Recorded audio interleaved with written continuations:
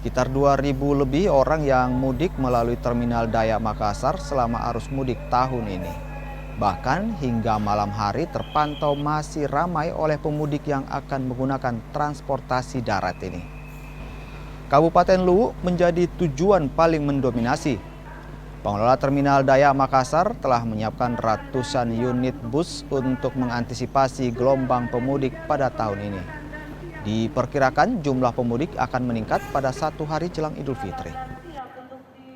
Kami dari Terminal Dayak melaporkan hasil lonjakan penumpang. Jadi untuk terakhir ini dari -3, lonjakan penumpang adalah 206. 206. Itu 206 penumpang atau mobilnya, Pak? Untuk penumpang itu, iya, yaitu 206. 206, Pak ya?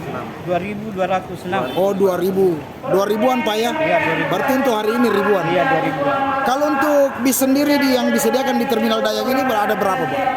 Kalau untuk bus sendiri, setiap itu PO dia mempunyai cadangan. Iya. Jadi setiap malam itu mulai dari -5 sampai -11 itu sudah ada mobil cadangan 5 sampai 7 unit untuk setiap PO.